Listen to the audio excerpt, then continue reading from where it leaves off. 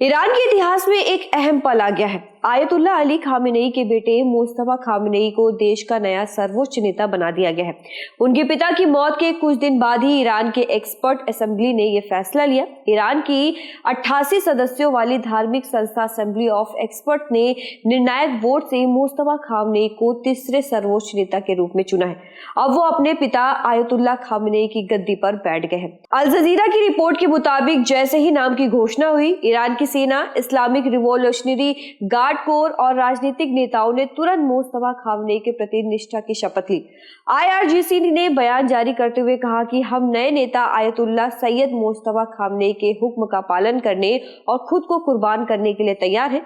सेना के शीर्ष नेतृत्व ने पूरी वफादारी का वादा किया है। संसद के स्पीकर ने इसे धार्मिक और राष्ट्रीय कर्तव्य बताया है। सुरक्षा प्रमुख ने कहा कि नया नेता इस मुश्किल वक्त में देश को सही दिशा दिखाने में सक्षम है।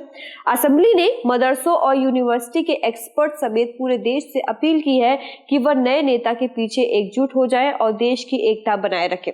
बता दें कि मुस्तफा खामेनेई 56 साल के हैं। वे लंबे समय से अपने पिता के ऑफिस में काम कर रहे थे और IRGC से बहुत करीबी रिश्ते रखते हैं।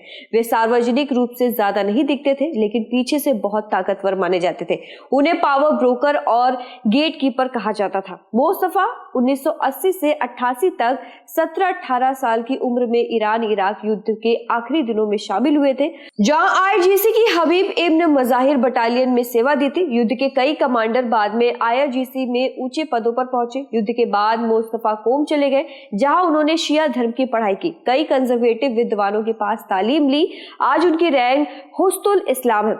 अब सवाल ये है कि क्या ये बदलाव ईरान को और मजबूत बनाएगा या युद्ध को और भयानक बना देगा। भविष्य में देखना होगा कि नए नेता की रणनीति क्या होगी। क्या वे अपने पिता की तरह कड़ी नीति जारी रखेंगे और इजराइल के खिलाफ प्रतिरोध को और तेज करेंगे, या कोई नया रास्ता अपनाकर शांति की कोशिश करेंगे। फिलहाल ईरान की एकता और मजबूती की परीक्षा जारी है और पूरा क्षेत्र इस युद्ध के अगले कदम का इंतजार कर रहा है। उम्मीद है कि ये संकट जल्द खत्म हो और क्षेत्र में शांति बहाल हो।